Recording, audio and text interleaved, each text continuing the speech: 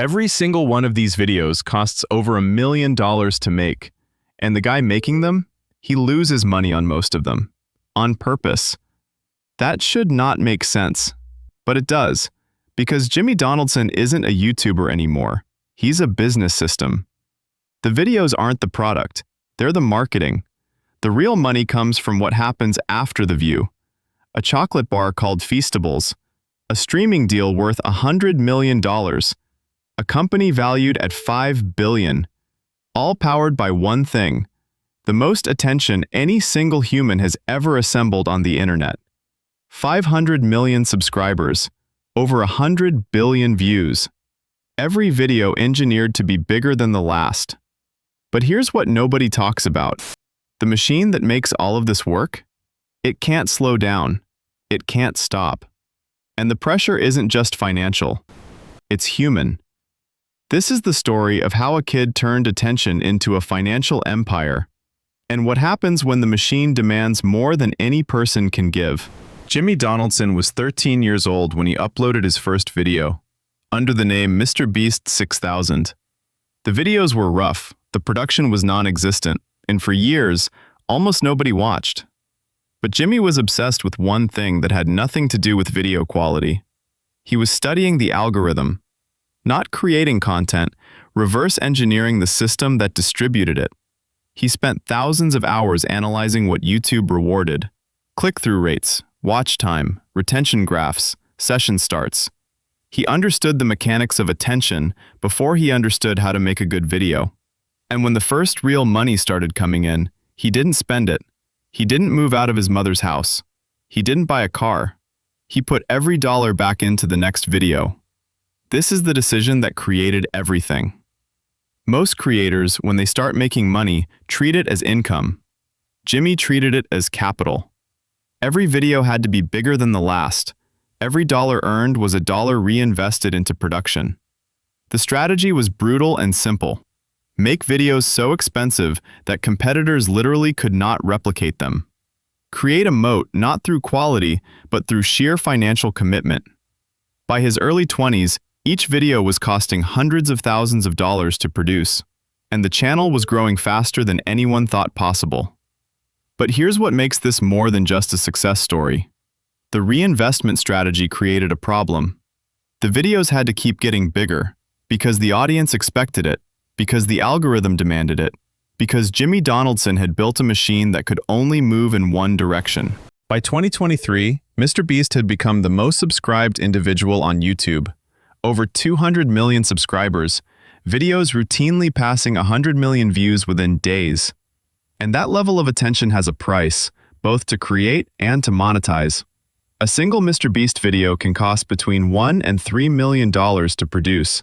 Sets have to be built, prizes have to be purchased, crews of dozens have to be housed and fed, logistics that rival small film productions. So where does the money come back? Two primary streams fund the content operation. YouTube's advertising revenue share, which at MrBeast's view counts generates substantial income, and direct sponsorships, brands paying premium rates for integration into videos that guarantee tens of millions of views. But here's the critical point.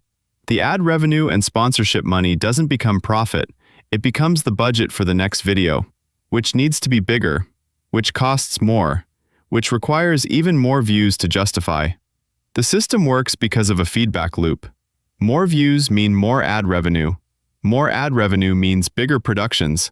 Bigger productions mean more views, and around it goes. But ad revenue alone doesn't explain a $5 billion company. For that, you need to look at what happens when attention meets consumer products.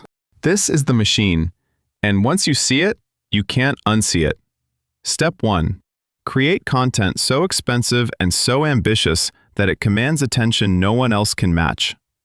Step 2.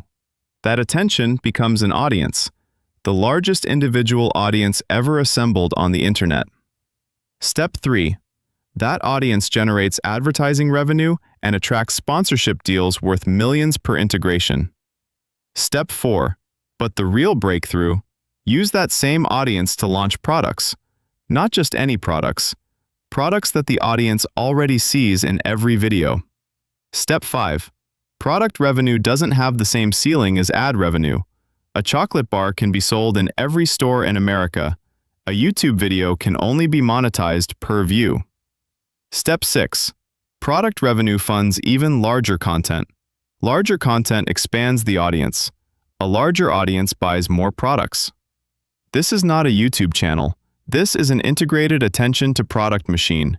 And the person who built it understood the mechanism from the beginning. In January 2022, Jimmy Donaldson launched Feastables, a chocolate bar brand. On the surface, it looked like a YouTuber merchandise play, a celebrity putting their name on a product. But the execution revealed something more ambitious. Feastables wasn't sold only through the MrBeast channel. It was distributed through retail, Walmart, Target, convenience stores. The same audience that watched the videos could now buy the product in their local grocery store. And the videos drove the sales. Every Feastables appearance in a MrBeast video functioned as an advertisement seen by tens of millions of people, for free. No media buy, no ad spend. Just product placement in content that was already being produced. The economics are fundamentally different from content revenue. A YouTube video generates ad revenue once, per view. A consumer product generates revenue every time someone buys it. And that revenue isn't capped by view counts or ad rates. By 2024, Feastables had expanded beyond chocolate bars into new product categories. The brand was cited in business reporting as a significant revenue driver for Beast Industries, the parent company that encompasses all of Jimmy Donaldson's businesses. This is where the story shifts, because Feastables proved that the attention machine could manufacture something more valuable than ad revenue. It could manufacture a consumer brand.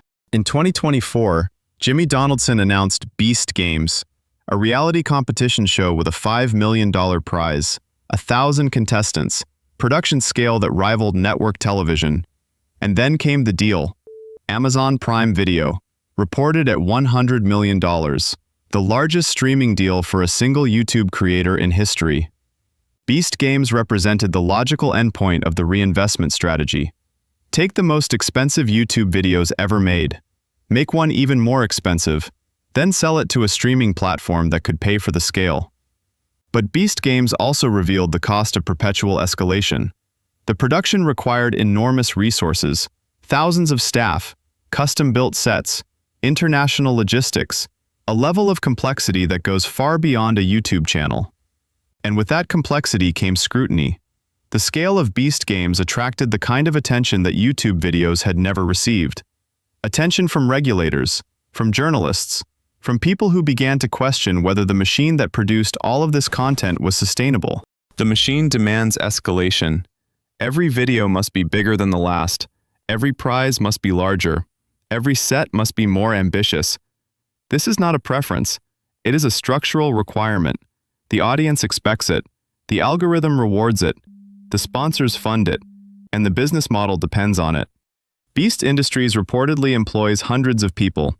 The operation includes production teams, business development, product teams, logistics, legal, and creative. It is, by any measure, a media company. But a media company built around a single personality carries a specific risk. The entire system, the audience, the products, the deals, the company value, is tied to one person's ability to continue producing at a level that almost no human has ever sustained. Every video is a bet. $1 million bet, sometimes a $3 million bet. And the bet only pays off if the next video is even bigger. What happens when the videos can't get bigger? What happens when the audience stops growing? What happens when the machine that runs on perpetual escalation encounters a limit? With scale came scrutiny. In 2024 and 2025, reporting and legal claims emerged related to Beast Games' production conditions. Some participants and former staff raised concerns about working conditions and production practices. MrBeast and his team responded to some of these claims. Others remain in dispute. The full picture is not yet established. What matters for this story is not the tabloid narrative. It is the business question. A company operating at this scale, under this level of public scrutiny, faces real operational and reputational risk. The kind of risk that affects valuations, partnerships, and long-term sustainability. A $5 billion company is not just a YouTube channel. It is an organization with employees, investors, supply chains, retail partners, and legal obligations. The consequences of operational failures at that scale are not measured in views. They are measured in dollars and reputation. So what did Jimmy Donaldson actually build?